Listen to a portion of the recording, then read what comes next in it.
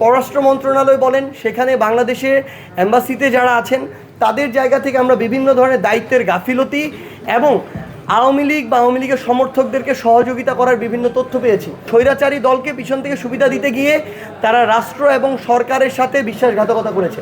আমাদের জায়গা থেকে আমাদের এনসিপির পক্ষ থেকে দলীয় অবস্থান জানিয়েছি। গতকালকে আমরা জেলায় জেলায় ইভেন উপজেলা পর্যায়ে বিক্ষোভ মিছিল হয়েছে। এখানে প্রশ্নটা শুধু এনসিপির সদস্য সচিব জনাব আক্তার হোসেন নয়, তিনি অভ্যুত্থানের একজন সংগঠক। সেখানে আমাদের ডাক্তার তাসনিম জারা, যিনি এনসিপির সিনিয়র যুগ্ম সদস্য সচিব, তিনি ছিলেন।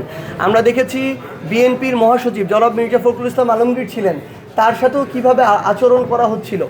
তো সামগ্রিকভাবে একটা অন্তর্বর্তীকালীন সরকার তাদের প্রতিনিধি হিসাবে বাংলাদেশের 3টি গুরুত্বপূর্ণ রাজনৈতিক দলের প্রতিনিধিদেরকে সেখানে নিয়ে গেলেন, কিন্তু নিয়ে যাওয়ার পরে আগেই তার এই প্রত্যেকটি বিষয় বিবেচনা করার কথা ছিল। তারা তাদের জায়গা থেকে একটা প্রেস রিলিজ দিয়ে বলেছে যে তারা চেষ্টা করেছে কিন্তু একই প্রোটোকলে নিতে পারেনি।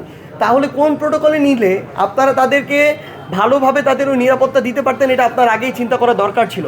সো আপনি এরকম একটা সফরেও সকল বিষয়গুলো চিন্তা করে আপনি এই সফরটাকে সাজাননি, এটা আপনাদের সরকারের একটা দুর্বলতার প্রকাশ পেয়েছে। এই প্রকাশটা শুধু এই সফরে না, পুরো বাংলাদেশে আমরা বিভিন্ন জায়গায় এটা দেখতে পাচ্ছি। সো আমরা স্পষ্ট করে বলেছি অন্তর্বর্তীকালীন সরকারের উপর অবশ্যই এই দায় যায়, এবং পররাষ্ট্র মন্ত্রণালয় বলেন, সেখানে বাংলাদেশের এম্বাসিতে যারা আছেন তাদের জায়গা থেকে আমরা বিভিন্ন ধরনের দায়িত্বের গাফিলতি এবং আওয়ামী লীগ বা আওয়ামী লীগের সমর্থকদেরকে সহযোগিতা করার বিভিন্ন তথ্য পেয়েছি। Japan Bangladesh joint venture company JBS holdings limited. আমরা চাই সুস্পষ্টভাবে এগুলোর সাথে যারা সম্পৃক্ত তাদেরকে ওই দায়িত্বগুলো থেকে তাদেরকে বরখাস্ত করে তাদেরকে শাস্তির আওতায় নিয়ে আসতে হবে। কারণ তারা একটা দলকে পিছন থেকে সুবিধা দিতে গিয়ে, স্বৈরাচারী দলকে পিছন থেকে সুবিধা দিতে গিয়ে তারা রাষ্ট্র এবং সরকারের সাথে বিশ্বাসঘাতকতা করেছে।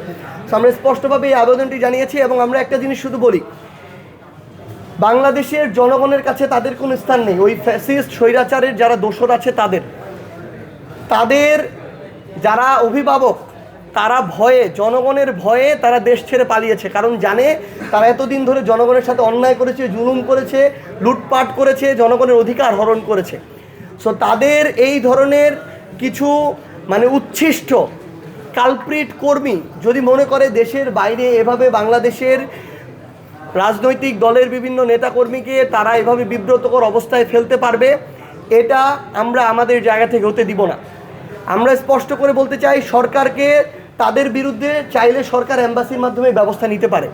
এই ব্যবস্থা সরকারকে নিতে হবে, এবং তারা যেহেতু যারা খুনের দোষে তাদেরকে সঙ্গ দিচ্ছে, তারাও এই দোষে একই সাথে দোষী। সো তাদের বিরুদ্ধে যেন উপযুক্ত ব্যবস্থা নেওয়া হয়।